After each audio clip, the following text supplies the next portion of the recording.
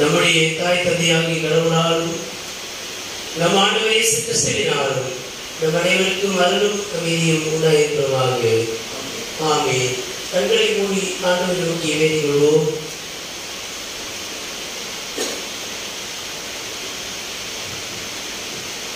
விண்ணுலகிலிருந்து மண்ணுலகிற்கு அருளோடியமாய் வந்து உதித்த எங்கள் அன்பில் ஆண்டவரே,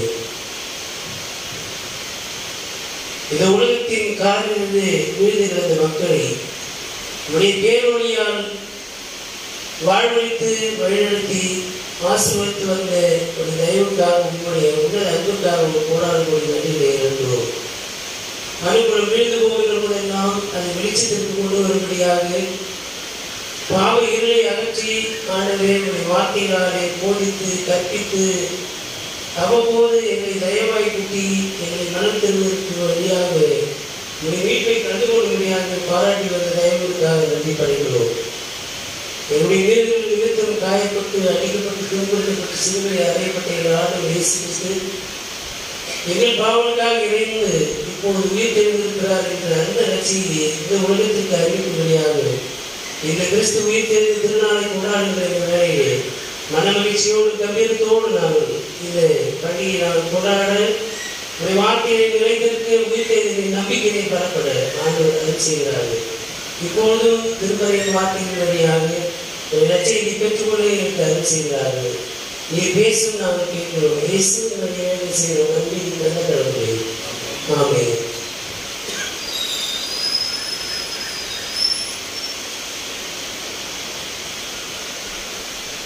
கிறிஸ்து உயிர் தெரிந்த திருநாளாகிய இந்த நாளிலே படித்து சிறியபடியாக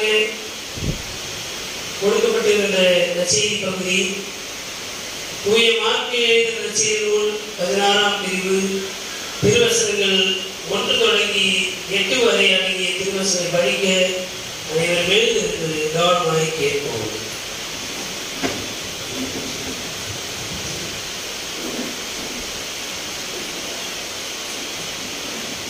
மார்க்கு நற்செய்தி நூல் 16ஆம் அதிகாரம் திருவசனங்கள் 1 தொடங்கி 8 வசனங்கள்.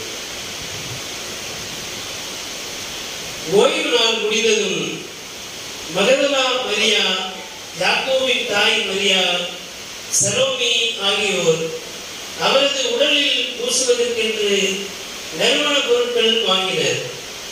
வாரத்தின் முதல் நாள் காலையிலேயே கதிரவன் எழும் வேளையில் அவர்கள் கல்லறைக்கு சென்றார்கள். கல்லறை வாயிலிருந்து கல்லை நமக்கு யார் புரட்டுவார் என்று அவர்கள் ஒருவரோடு ஒருவர் கேட்டுக்கொண்டார்கள். ஆனால் அவர்கள் நிமிர்ந்து உற்று நோக்கிய பொழுது கல் புரட்டப்பட்டிருப்பதை கண்டார்கள். அது பெரியதொரு கல். பிறகு அவர்கள் கல்லறைக்குள் சென்றபோது வெண் தொங்கல் ஆடை அணிந்த இளைஞர் ஒருவர் வலப்புறம் அமர்ந்திருக்க கண்டு திகிலுற்றார்கள். அவர் அவர்களிடம், திகிலுற வேண்டாம், சிலுவையில் அறையப்பட்ட நாசரேத்து இயேசுவை தேடுகிறீர்கள். அவர் உயிருடன் எழுப்பப்பட்டார். அவர் இங்கே இல்லை. இதோ அவரை வைத்த இடம். நீங்கள் புறப்பட்டு செல்லுங்கள். பேதுருவிடமும் மற்ற சீடரிடமும் உங்களுக்கு முன்பாக அவர் கலிலேயாவுக்கு போய் கொண்டிருக்கிறார். அவர் உங்களுக்கு சொன்னது போலவே அவரை அங்கே காண்பீர்கள் என சொல்லுங்கள் என்றார். அவர்கள் கல்லறையை விட்டு வெளியே வந்து ஓட்டம் பிடித்தார்கள். நடுக்கமுற்று மெய் மறந்தவர்களாய் யாரிடமும் எதுவும் கூறவில்லை. ஏனெனில் அவர்கள் அச்சம் கொண்டிருந்தார்கள் என்பவையே.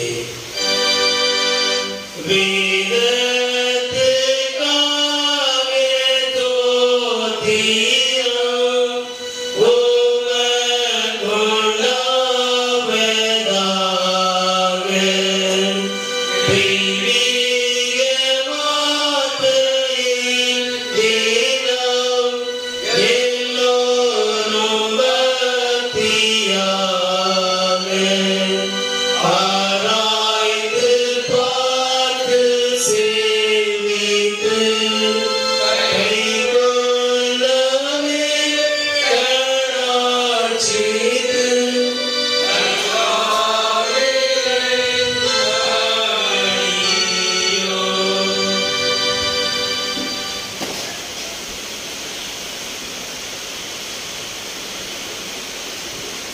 கிறிஸ்துவுக்குள் அன்பான பெற்றோர்களே, பெரியோர்களே, சகோதர சகோதரிகளே, வாலிபர்களே, குழந்தைகளே, உங்கள் அனைவரையும் உயிர்த்தெழுந்த ஆண்டவர் இயேசு கிறிஸ்துவின் திருப்பெயராலே வாழ்த்துகிறேன்.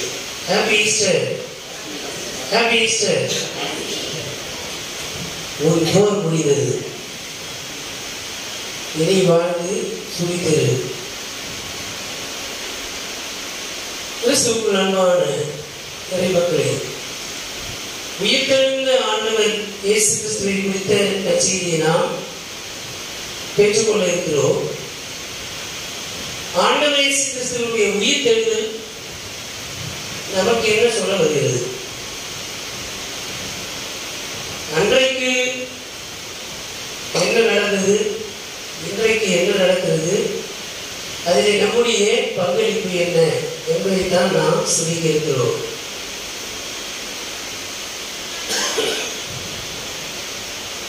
ஆண்டவருடைய உயிர்த்தெழுதலை குறித்து சிந்திக்க முற்படுகிற போது இந்த நாளுடைய நற்செய்தி பாடத்தோடு தொடர்புடைய திருமறை பாடல்களை நாம் கவனித்து பார்ப்போமானால், சங்கீதம் 118 1 முதல் 9 வரை அடங்கிய திருவசனங்கள் ட்ரஸ்ட் இன் காட், கடவுளுக்குள்ளாக நாம் நம்பிக்கை வைக்க வேண்டும் என்கின்ற முதலாவது செய்தி நமக்கு சொல்லுகிறது. கர்த்தர் நல்லவர், அவர் கிருபை என்றும் உள்ளது. கர்த்தர் மேல் நம்பிக்கையாக இருக்கிறவர்கள் பாக்கியவான்கள், பேர் பெற்றவர்கள். ஆகவே கடவுளின் மீது நாம் நம்பிக்கையுடைய மக்களாக இருப்பதற்கு அழைக்கப்படுகிறோம். அதை திரும்ப திரும்ப சொல்லுகின்ற போது நாம் எதை செய்யக்கூடாது என்பதை நாம் மனதிலே கொள்ள முற்படுகிற போது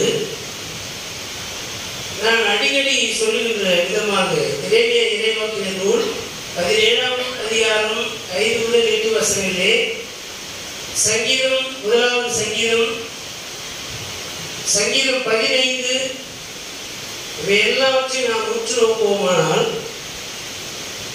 2 kinds of people, 2 விதமான மக்கள் இருக்கிறார்கள்.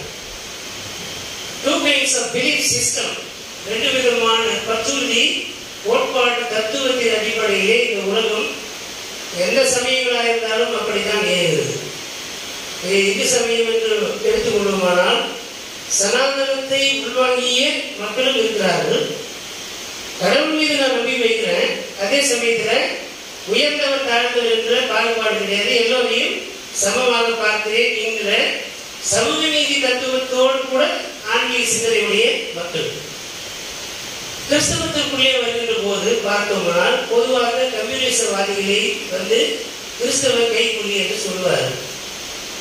அதற்கு காரணம் என்ன அப்படின்னா, கிறிஸ்தவர்களுக்கும் கம்யூனிசவாதிகளுக்கும் இருக்கிற வேறுபாடு என்னன்னு பார்த்தோன்னா, அவர்கள் கடைபிடிக்கின்ற கோட்பாடு கிறிஸ்தவ நம்பிக்கையை அடித்தளமாக கொண்டது.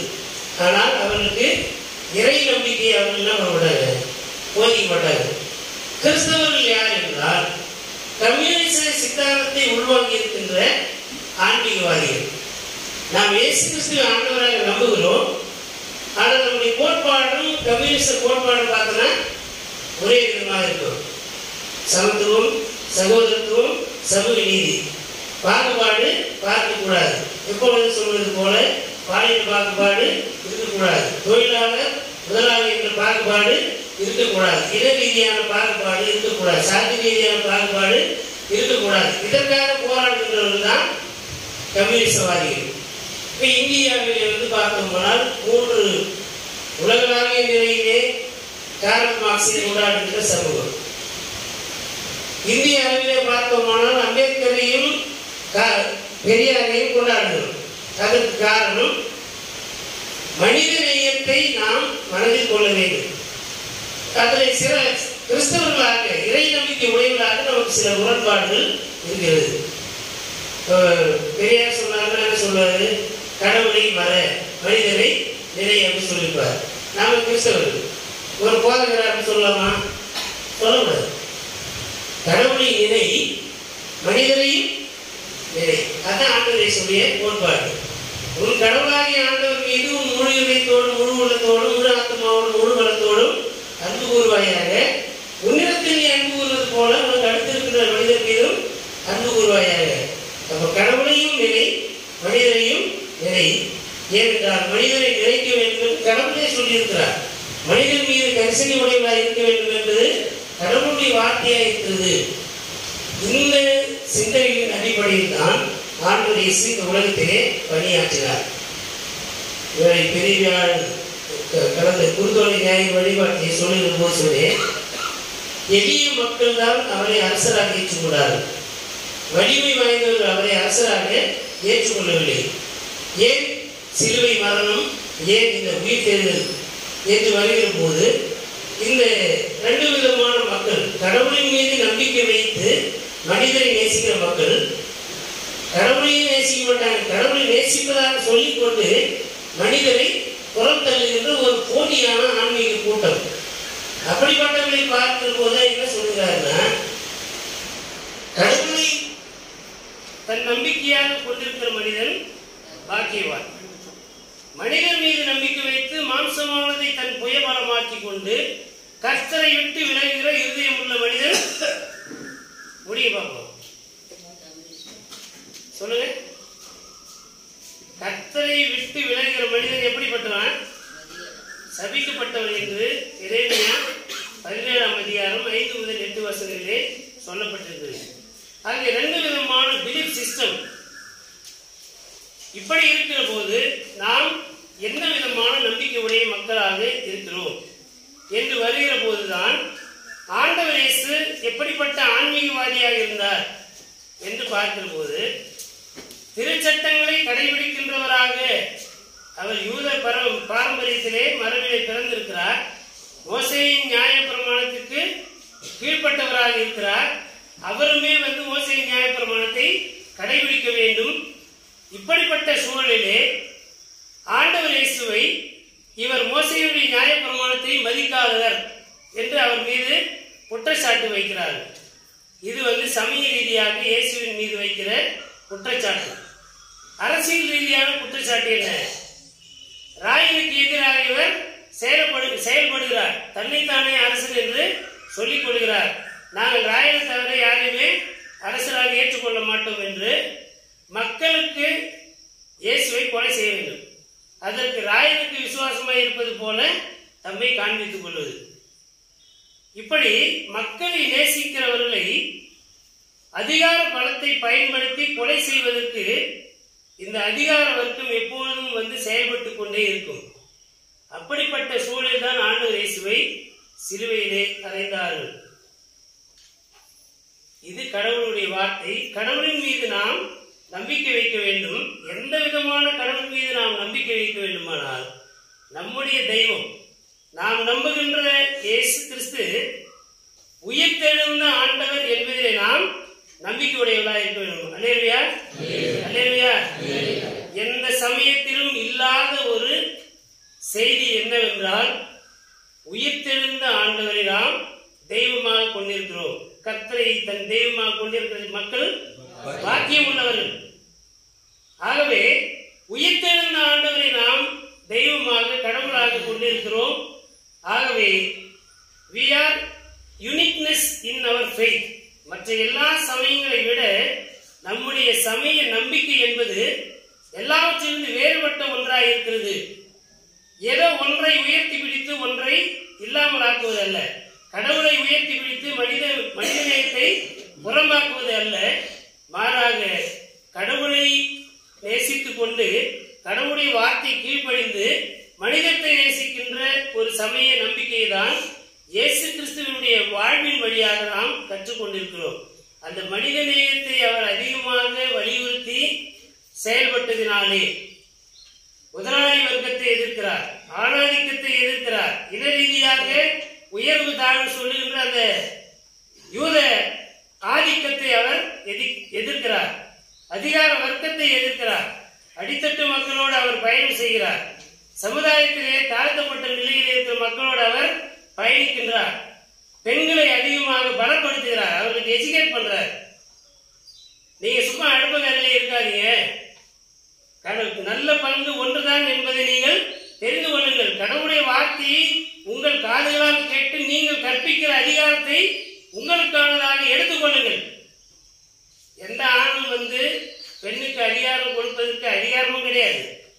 அப்படி அதிகாரத்தை எடுத்துக்கொள்கின்றவர்களை ஆண்கள் விடுவதும் கிடையாது.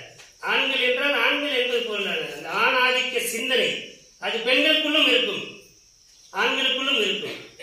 பெண்ணை சமமாக பார்க்கக்கூடாது என்று சொல்லுகின்ற பெண்களும் இருக்கிறார்கள். அதற்கு காரணம் அவர்கள் பெண்களாக இருப்பதனாலே அல்ல, அந்த ஆணாதிக்க சிந்தனையை உள்வாங்கி இருப்பதனாலே அப்படி செயல்படுகிறார்கள். இப்படிப்பட்ட ஆதிக்க மனப்பான்மையை எல்லாம் இயேசு ஆண்டவர் அகற்றினார். எனவேதான் அவரை அரசராக்கும்படிக்கு அவர்கள் முயற்சித்தார்கள்.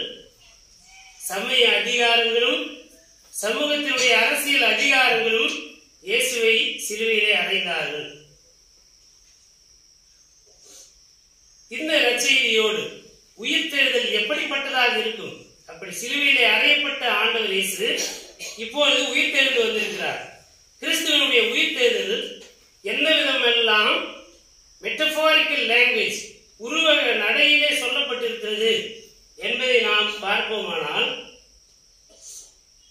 எதெல்லாம் உயிர்த்தெழுதல் என்று பார்க்கிற போது, இஸ்ரேல் மக்கள் அடிமைத்தனத்தில் இருப்பது ஒரு சாவு, அவர் விடுதலையாவது என்பது ஒரு உயிர்ப்பு. அப்படி உயிர்த்தெழுந்தவர்களாக அடிமைத்தனத்தில் விடுதலையாகி வருகிறார்கள். மீண்டும் ஒரு சாவு அவர்களுக்கு காத்திருக்கிறது. நம்ம சொல்லுவோம் இல்லையா, முன்னால போனா முட்டும் பின்னால போனா உதைக்கும் இல்லையா? பட்டயம் இருபுறமும் கருக்கா இருக்குது, எந்த பக்கம் வீசினாலும் வெட்டிடும்.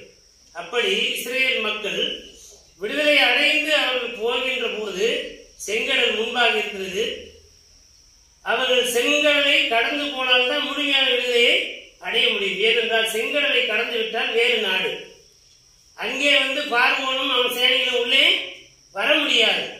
அப்படிப்பட்ட சூழலிலே தப்பித்து வந்துவிட்டோம், விடுதலையாகிவிட்டோம் என்று மகிழ்ச்சியோடு பயணிக்கிற வேளையிலே மீண்டுமாக பார்வோனும் அவனுடைய சேனைகளும் பின்தொடர்ந்து வருகிற போது மீண்டும் உயிர்க்கான போராட்டம்.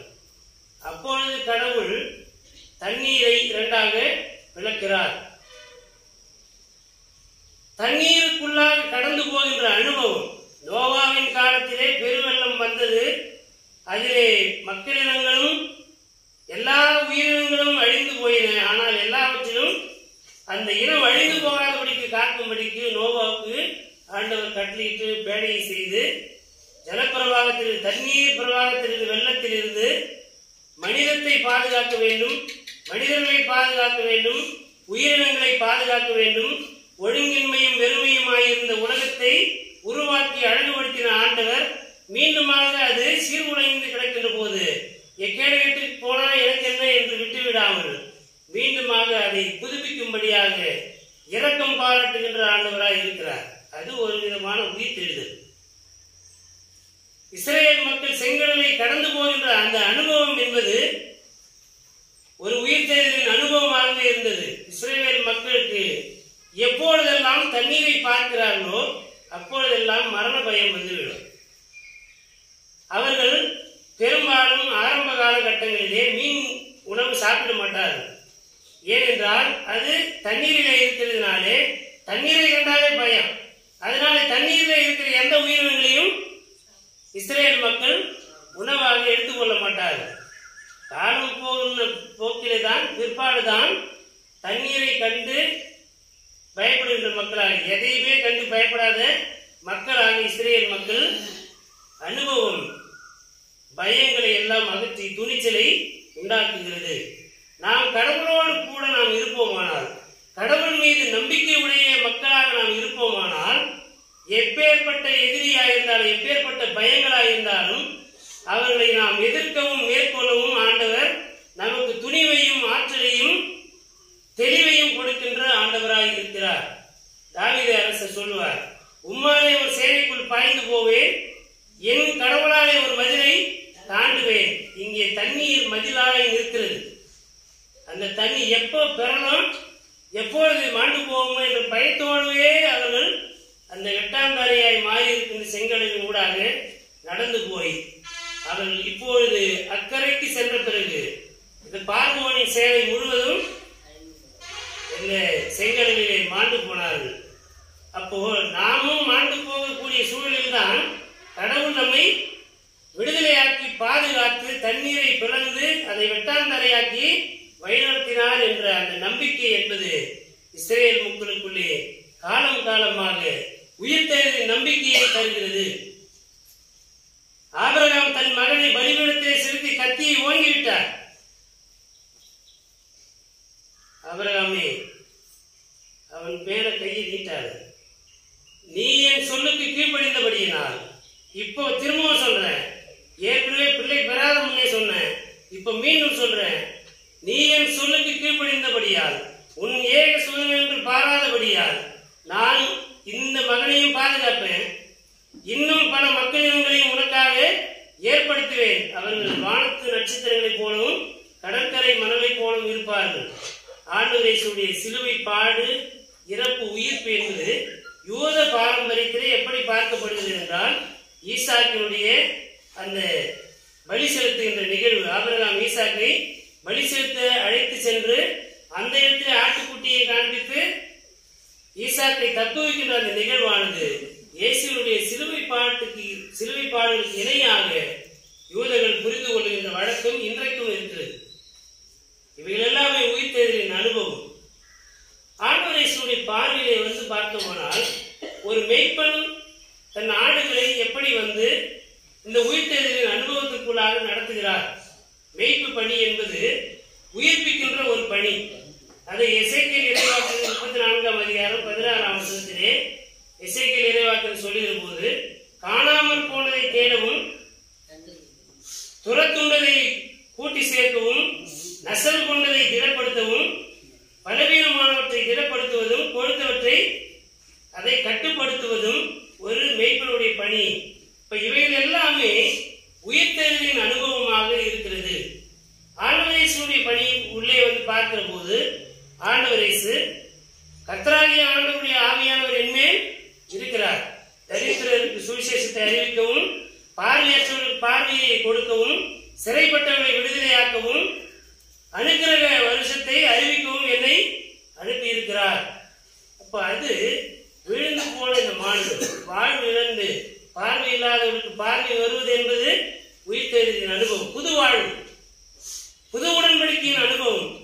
அந்த விதமான வாழ்வை ஆண்டவர் மக்களுக்கு வழங்குகின்ற ஆண்டவராக இருக்கிறார். இவை எல்லாவற்றையும் இந்த உயிர்த்தெழுதலின் நிகழ்வோடு நாம் ஒப்பிட்டு பார்ப்பதற்கு அழைக்கப்படுகிறோம். 1 கொரிந்தியர் 5ஆம் அதிகாரம் 7 முதல் 8 வசனம் இன்றைய நாளுடைய பகுதியை பார்க்கிற போது, பர்சனாலிட்டி, நம்முடைய ஆளுமை என்ன?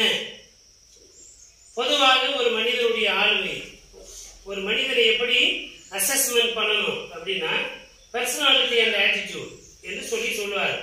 பர்சனாலிட்டி என்று ஒரு ஆளுமை, ஒரு தனி மனிதனுடைய ஆளுமை என்ன அப்படின்னா, அவருடைய பிறப்பு, அவருடைய சூழல், ஹெரிடிட்டி அண்ட் என்விரான்மெண்ட் என்கின்ற உளவியல் தத்துவத்தின் அடிப்படையில் தான் ஒரு மனிதனுடைய வாழ்வு இருக்கிறது.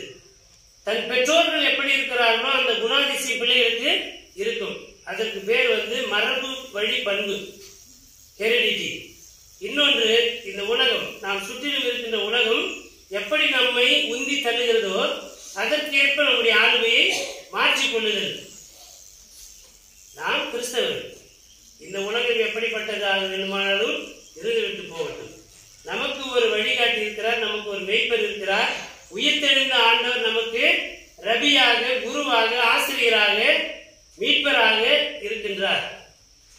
அவர் வழியாக நாம் கற்றுக்கொள்ள வேண்டிய செய்தி என்னவென்றால், புளித்தமா என்கின்ற உங்கள் பழைய ஆளுமை புறம்பே தள்ளுங்கள், பாவம் நிறைந்த வாழ்வை புறம்பே தள்ளுங்கள், பகைமை நிறைந்த உணர்வுகளை, எண்ணங்களையும் அகற்றி தள்ளுங்கள். நான் எல்லாவற்றையும் சகித்துக் கொண்டது போல நீங்களும் அன்பின் நிமித்தமாக, உறவுகளின் நிமித்தமாக சகித்துக் கொள்வதற்கு உங்களை நீங்கள் புதிய ஆளுமை உடையவர்களாக, புதிய ஆளுமை என்பது வேறு எதுவும் கிடையாது, கிறிஸ்து இயேசு கொண்டிருந்த மனநிலை, கிறிஸ்துவனுடைய ஆளுமையை நாம் உடையவராக இருக்க வேண்டும் என்பதுதான் பவுலினுடைய கிறிஸ்டல் கிளியரான message, the core message of Pauline thought. பவுலுடைய ஒட்டுமொத்த சிந்தனை என்னவென்றால், உங்களுடைய இந்த ஊனியல்பின்படி இயங்குகின்ற தனி மனித இந்த உலக போக்கிலான வாழ்வை அகற்றி கிறிஸ்துவின் மாதிரியை அப்பழுக்கில்லாமல் முழுமையாக கடைபிடிக்க வேண்டும் என்பதுதான் அவளுடைய சிந்தனை. பழைய மனிதனை கலைந்து போடுங்கள், புளித்த மாவை புறம்பே தள்ளுங்கள், புதிய மாவாக இருங்கள். எல்லாம் பழமையா இருக்கிறது, எல்லாமே இங்கே சீர்குலைந்து போய் கிடக்கிறது. நீங்கள் புதிய ஆளுமை உடையவளாக, கிறிஸ்துவின் ஆளுமை உடையவளாக, கிறிஸ்துவின் மனநிலை உடையவளாக இருங்கள். அப்படிப்பட்ட அனுபவத்திற்குள்ளாக வருதல் என்பது சாதாரணமான ஒரு காரியம் கிடையாது. என் மகன் காணாமல் போனான், மீண்டுமாக வந்திருக்கிறான். அவன் செத்து போனான், அவனுடைய ஆளுமை செத்து போயிருந்தது, அவன் வாழ வேண்டிய வாழ்வு எல்லாம் அழிந்து போயிருக்கிறது, அவனுடைய வாரிசு உரிமை எல்லாம் சிதைந்து போய் கிடக்கிறது. இப்பொழுது அவன் மனம் திரும்பினவனாய் திரும்பி என்னிடத்திலே வருகிறான். எனக்கு இருக்கின்ற அனைத்து உரிமைகளையும் என் மகனுக்கு கொடுங்கள், அனைத்து மகிமையும் அவனுக்கு கொடுங்கள். அப்போ பாவம் நிறைந்த வாழ்வு என்பது அது இறப்புக்கு இணையாக இருக்கிறது. ஆன்மீகத்திலே விசுவாச குறைவுள்ளவர்களாக, விசுவாசம் அற்று போகின்ற மக்களாக நாம் இருக்கிற போது நாம் ஆன்மீக ரீதியாக செத்து போன மனிதர்களாக, கிறிஸ்துவிலே நாம் நம்முடைய பாவங்களினாலே செத்து போயிருக்கிறோம். உயிர்த்தெழுந்த ஆண்டவர் நமக்கு ஒரு புதிய உடன்படிக்கையின் உறவை கொடுக்கிறார், புதிய ஆளுமையை கொடுக்கிறார், புதிய வாழ்வை கொடுக்கிறார். ஒருவர் கிறிஸ்துவுக்குள்ளே இருந்தால் புது படைப்பாக இருக்கிறார், நியூ கிரியேஷன். அவருடைய பழைய ஆளுமை எல்லாம் முற்றிலுமாக போய்விட்டது என்று சொல்லுகின்ற அளவிற்கு நம்முடைய ஆளுமை, நம்முடைய பர்சனாலிட்டி கிறிஸ்துவனுடைய இந்த உயிர்த்தெழுதலின் அனுபவத்தின் வழியாக இது மாற்றப்பட வேண்டும். 40 நாள் நாம் உபவாசம் இருந்திருக்கிறோம். பொதுவாக உளவியல் ரீதியாக சொல்லுகிற போது 21 நாள் நாம் ஒரு பழக்கத்தை சரியாக தவறாமல் கடைபிடிக்க கற்றுக்கொண்டோமானால் அது சாகர வரைக்கும் நம்ம விட்டு போகாது. அதுதான், அதுக்கு பேர் தான் பழக்க வழக்கம். ஒரு விஷயத்தை நாம் தொடர்ந்து செய்கிற போது அதற்கு பேரு பழக்க வழக்கம். அப்ப இந்த பழக்க வழக்கமாக இந்த உபவாசம் இருப்பதும், நான் இனி எந்த பாவமும் செய்ய மாட்டேன் என்பதற்காக என்னை நான் பயிற்றுவிக்கிறேன் என்று 21 நாட்கள் அல்லது 40 நாட்கள் நாம் இருந்தது உண்மையானால், உண்மையாகவே இனியும் நாம் பரிசுத்தமாக இருக்கணும். அது சாப்பிட்ற விஷயத்துல, பூ வைக்கிற விஷயத்துல, புது ட்ரெஸ் போடுற விஷயத்துல நம்ம என்ன பண்ணிக்கலாம், மாட்டிக்கலாம். அதெல்லாம் ஆண்டவர் கோச்சிக்கப்பட்டார். என்னுடைய ஆளுமை, மற்ற மனிதர்களை நேசிப்பதிலே, கடவுள் மீது கொண்டிருக்கிற விசுவாசத்திலே நான் கிறிஸ்துவின் மனநிலை உடையவனாக இருக்கிறேனா, கிறிஸ்துவின் அன்பை பிரதிபலிக்கிறேனா, அதைத்தான் ஆண்டவர் நம்மிடத்திலே எதிர்பார்க்கின்றார். ஆகவே நம்முடைய பழைய மனிதனை கலைந்து போடுவோம், வீசி எறிவோம். சும்மா தூக்கி போறதில்ல, கண்ணு கிட்டாத தூரத்தை கடலிலே தூக்கி போட வேண்டும்.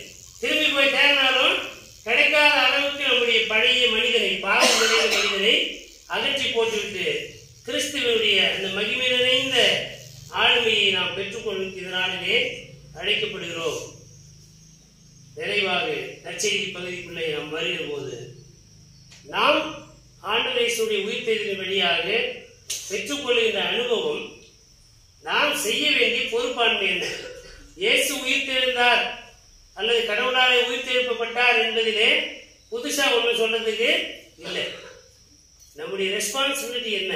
நம்முடைய ஆண்டவர் இயேசுவுடைய உயிர்த்தெழுதலிலே என்னுடைய பங்களிப்பு என்ன என்பதை நாம் சிலுவை நிலையிலிருந்து கற்றுக்கொள்கின்ற பாடமாக புரிந்து கொள்வதற்கு அழைக்கப்படுகிறோம். என்ன, ஏன் ஆண்டவர் இயேசு சிலுவையிலே அறையப்பட்டார்? நான் முன்னமே சொன்னது போல யோவான் ஸ்நானகன் மூலமாக ஒரு இயக்கம் தோற்றுவிக்கப்பட்டது. அந்த இயக்கம் என்னத்திற்காக தோற்றுவிக்கப்பட்டது? விரியன் பாம்பின் குட்டிகளே, வரும் கோபத்தில் தப்பித்துக் கொள்ள வகை காட்டுகிறவன் யார்? என்ன செய்ய போறீங்க?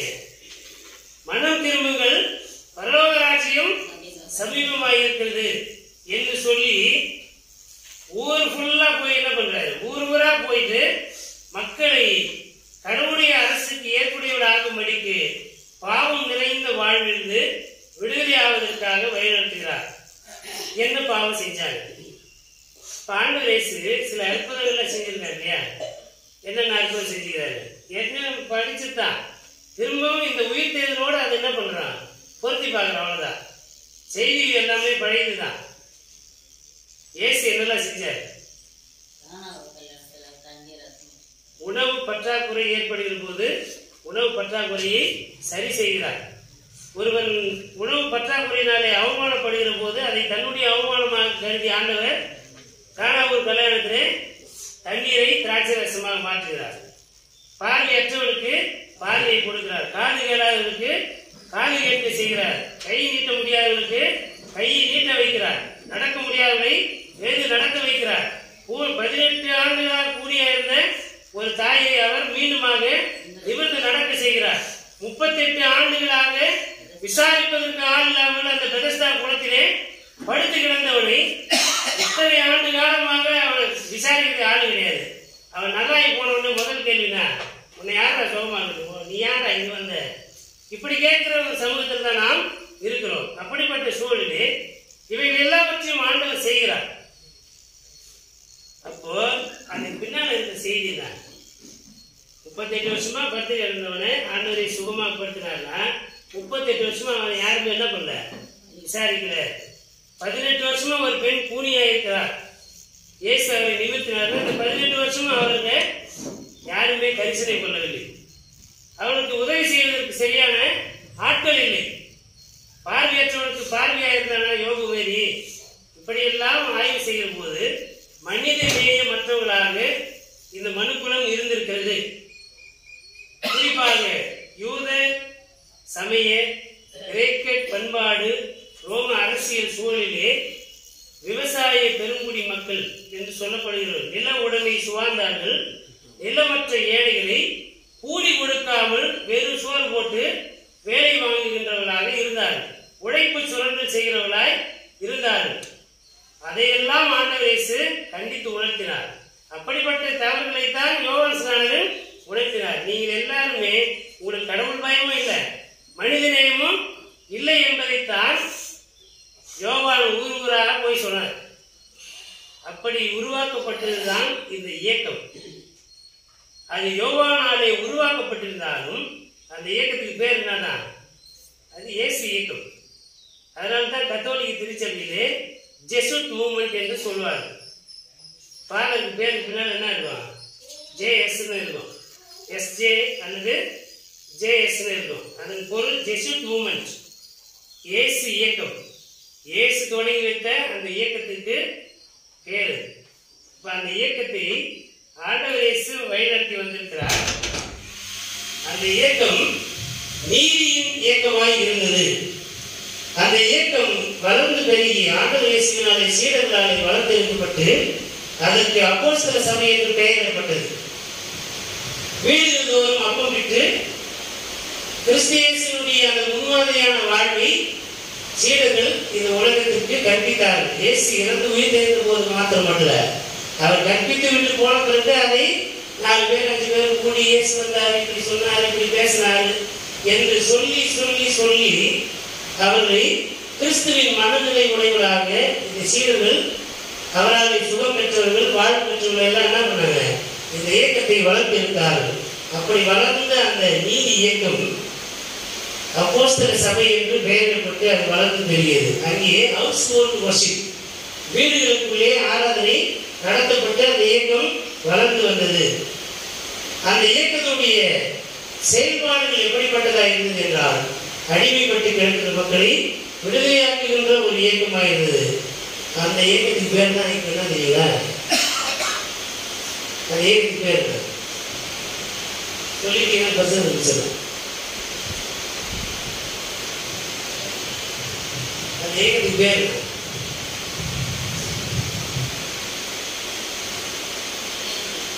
இங்கிலீஷ்ல விசுவாச பிரமாணத்தை படிக்கும்போது ஒன் கேத்தலிக் சர்ச் அப்படின்ற வார்த்தை இருக்கும். கேத்தலிக்னாக்கா நம்ம சொல்ற ரோமன் கேத்தலிக் கிடையாது. கேத்தலிக் என்றால் ஒன்று என்பது பொருள். கேத்தலிக் சர்ச்னாப்போ சபை ஒன்றுதான். நம்ம கூறி வருகிறதெல்லாம் இதெல்லாம் கிளை சபைகள். சபை ஒன்றுதான் நம்ம சொல்றோம் இல்லையா, கிறிஸ்துவை தலையாக கொண்ட திருச்சபை. ஒவ்வொரு குருசைகளும் ஒவ்வொரு ஆலயமும் ஒரு அங்கம். அந்த அங்கத்துக்குள்ள நாம் ஒரு, இந்த சபை இது உடல் என்றால் அதில் நாம் ஒரு அங்கம். அந்த அடிப்படையிலே சொல்லுங்க, பதிலே சொல்லிட்டு நான்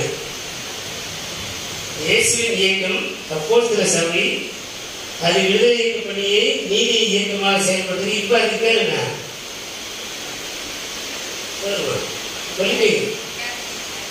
சர்ச், திருச்சபை என்பதுதான் அது. அப்போ திருச்சபை என்ன? உயிர் தேர்தலுக்கு திருச்சபைக்கு என்ன வேலை, என்ன சம்பந்தம்? இயேசு உயிர் தேர்தனால தான் இந்த சபை இருக்குது. அல்லேலூயா, அல்லேலூயா.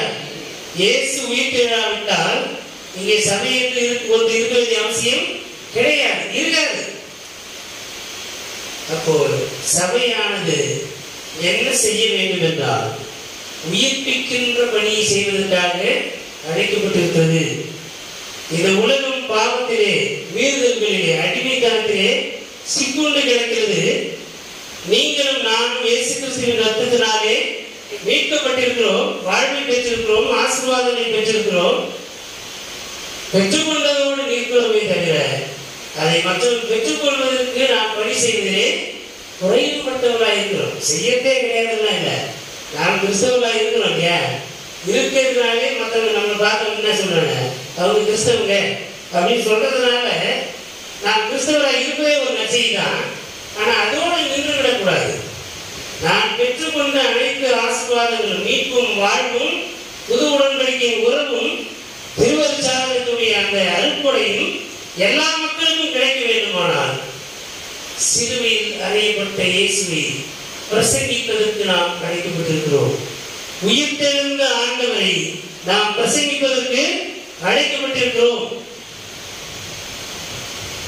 மகதலேனா மரியாள் சலோமியும் அதை செய்தார்கள். அல்லேலூயா. கிறிஸ்துவுடைய உயிர்த்தெழுதலில் இருக்கிற அற்புதமான செய்தி தானே. பெண்கள் பலவீனமானவன்னு சொல்லுவாங்க. அதை விட மோசமான பொய் எதுவுமே கிடையாது. அப்படின்றதுக்கு இயேசுடைய உயிர்த்தெழுதல் மிகப்பெரிய ஒரு நற்செய்தி, மிகப்பெரிய சாட்சி. இயேசுடைய சிலுவை என்ன சொல்லுது? இயேசுவின் தாயாகி மரியாவும் அவருடைய சித்தியும் சின்ன யோவான அங்க வந்து என்ன பண்ணாங்க, இருந்தாங்க. அப்ப பெண்கள் தான் அங்க என்ன பண்ணாங்க, இயேசுவை அரசராக்க வந்த மக்கள் எல்லாம் அப்படியே கரைச்சு போயிட்டாங்க. கொஞ்சமா கரைச்சு பயத்தினாலே போனது உண்டு, மற்ற வேலைகளை பார்ப்போம், குடும்பத்தின் அலுவல்களை பார்ப்போம், ஏதோ ஒரு காரணத்தினால எல்லாரும் கடந்து போய்விட்டார்கள். உச்சகட்டமான காரணம் என்னவா இருக்குன்னா பயம். நம்ம ராஜாவாக்கு நினைச்சு இந்த ராஜாவுக்கு எந்த நிலைமைனா, ராஜாவாக்கு போன நம்மளை சந்தா கீழ்ச்சி அடைச்சிருவாங்க, என்ன பண்ணா வயிறு போயிட்டான். அப்படிப்பட்ட நிலையில் தான் இந்த மரியாளும் சலோமியும் மகதலேனா மரியாளும் நான் பாட்டு பாடலையா, உயிருக்காய் பயம் நிறைந்து உமை அறியே என்று உமக்கான ஜீவனையே தருவேன் என்றவன் உம் நிமித்தம் எதுவரையும் இடர்கள் அடையேன் என்றவன் உயிருக்காய் பயம் நிறைந்து உமை அறியே என்று உயிருக்காய் பயம் நிறைந்து உமை அறியே என்று உமக்கு எதிரே சத்தியம் செய்திடும் வேளையிலே என்ன நினைத்தீரோ என் இயேசுநாதா, என்ன நினைத்தீரோ என் இயேசுநாதா, உம்மை நான் நினைக்கையில் உருகுகின்றேன் ஐயா, உம்மை நான் நினைக்கையில் உருகுகின்றேன் ஐயா, என்ன நினைத்தீரோ என் இயேசுநாதா. உயிருக்காய் பயம் நிறைந்து கூடவே 365 நாட்கள் 3.5 ஆண்டுகள் வீதம் 1000 நாட்களுக்கு மேலாக இயேசுவோடு இந்த சீடர் என்ன பண்றான், அவன் யாருமே தெரியாது, என்ன பண்றாங்க, ஓடி போயிட்டாங்க. ஆனால் அந்த தாய் எந்த விலங்கு எந்த உயிரினமா இருக்கட்டும், தாய்க்கு இணையான உயிர் இந்த உலகத்தில் எதுவுமே கிடையாது. எந்த உயிரினமா இருக்கட்டும், அது மானாக இருக்கட்டும், சிங்கமா இருக்கட்டும், மனிதர்களாக இருக்கட்டும், குரங்காக இருக்கட்டும், எந்த உயிராக இருந்தாலும் தன் பிள்ளை துன்புறுவதை எந்த தாயும் பார்த்து கொண்டு இருக்க மாட்டார். அப்படிப்பட்ட நிலை பெண்களுக்கே உரிய ஆளுமை. பெண்களை பலவீனமானவர்கள் என்று சொல்லி வைத்து அடிமைத்தனப்படுத்துவது ஆணாதிக்கத்தை சிந்தனை. அதை கிறிஸ்துவினுடைய உயிர்த்தெழுதல் கட்டுழைப்பு செய்திருக்கிறது என்பதை இந்த உலகத்திற்கு கொண்டு போய் பிரசங்கியுங்கள். அப்போது மெய்யாகவே விடுதலையாகுங்கள். நாம் உயிர்த்தெழுந்த ஆண்டவரை பிரசங்கிப்பதற்கு நம்மை நாம் ஒப்பு கொடுப்போம். இந்த விடுதலை என்பது யாரும் யாசகமாக தரப்பட்டார்கள். நாம் அடிமைப்பட்டு பிறப்பதிலிருந்து விடுதலையாக்குவதற்கு யாருமே உண்மையாகவே செயல்பட மாட்டார்கள். அப்படியே வந்தாலும் நான் விடுதலையாக வேண்டும் என்ற உணர்வும் துணிவும் எனக்கு இருந்தாலும் நான் என்ன பண்ண முடியும்? விடுதலையாக எத்தனை பேர் வேணாலும் வரலாம். சரிபடாதியா அப்படியே சொல்லி சொல்லி போகப்படாது. நாம் நம்ம அடிமைத்தனத்திலேயே செத்து போவோம். ஆகையால் நம்மை நாம் ஆண்டவரிடத்திலே ஒப்பு கொடுப்போம். தலைமை ஆசாரியருடைய அதிகாரத்தை பயன்படுத்தி இயேசுவை சிலுவையில் அறைந்து கொண்டார்கள்.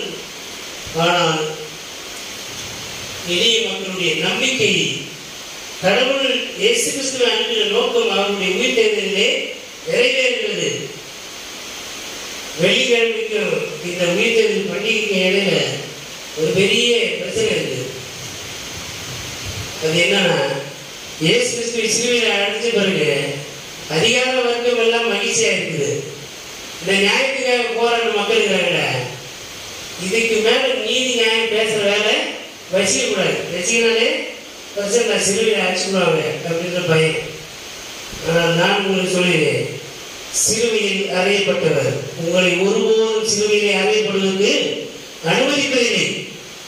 இந்த உலகம் நீதியை சாகரித்து விட்டோம் என்று கொக்கரித்துக் கொண்டிருந்த நேரத்திலே இயேசு கல்லறையினுடைய கல்லை தாமாகவே புரட்டி போட்டு வெளியே வந்து, நீங்கள் இனியே உங்களை எவரும் அடிமைப்படுத்த முடியாது, நான் உயிர்த்தெழுந்தேன், நீங்களும் அடிமைத்தனத்திலிருந்து மெய்யாகவே விடுதலையாவீர்கள் என்ற செய்தியை தலைமுறையோடு சொல்லிக் கொண்டே இருக்கிறார். உங்களை எவரும் அடிமைப்படுத்தாதபடிக்கு, உங்களை அடைத்து வைத்து உங்களுக்கு முன்பாக கண்களை புரட்டி வைப்பதற்கு அனுமதிக்காதபடிக்கு நீங்கள் துணிவுள்ளவராக இருக்க வேண்டும் என்பதை ஆண்டவர் இயேசுவுடைய உயிர்த்தெழுதலின் வழியாக பெற்றுக்கொள்ளுங்கள். அதன் பிறகுதான் உமக்காக உயிரை தரும் சொல்லிட்டு பயந்து போன அந்த பேரில் தான் உயிர்த்தெழுந்த ஆண்டவரை பார்த்த பிறகு, நீ எனக்கு சிலுவையில் கூட அடி, ஆனால் நேரம் வச்சு அடிக்காத. அப்படிலாம் நேரம் வச்சு அடிக்கிறாலும் நான் பெரிய பரிசுத்தவானது கிடையாது, எனக்கு தலைமையில் வச்சு அடிச்சிரு. ஏன்னா என் ஆண்டவர் அவர் மாதிரி சாகர அளவில் நான் தகுதி இல்லைன்னு சொல்லி உண்மையாகவே அப்படிப்பட்ட ஒரு மரணத்துக்கு ஒப்பு கொடுத்தார். யாக்கோபுடைய தலையை சீவி போட்டார்கள். நமக்கு அப்படிப்பட்ட கமிட்மெண்ட் இருக்கிறார்.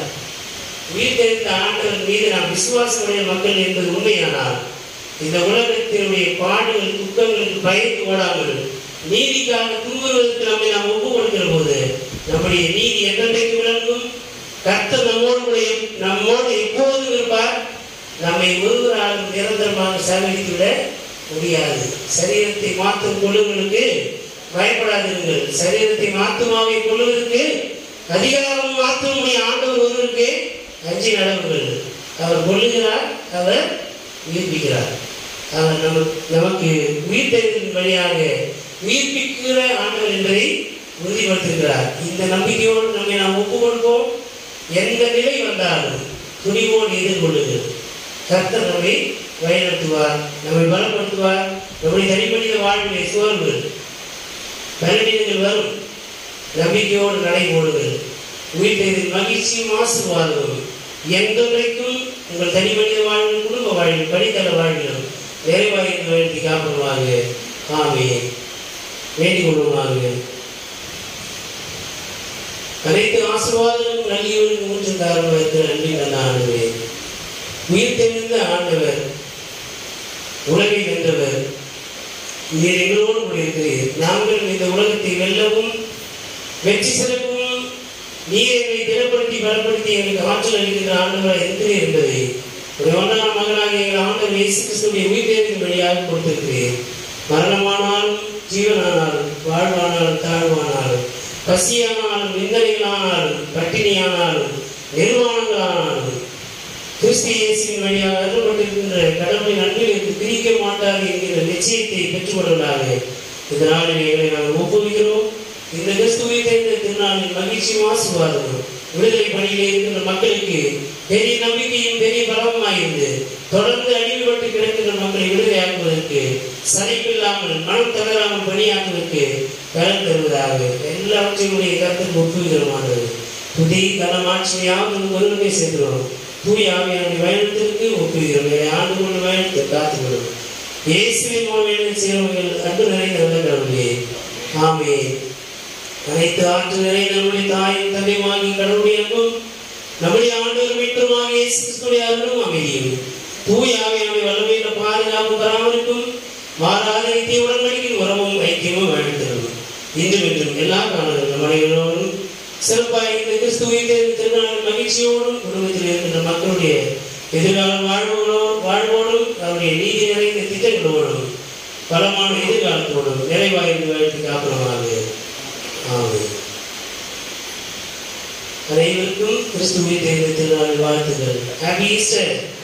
Happy Easter. சொல்லுங்க. Happy Easter.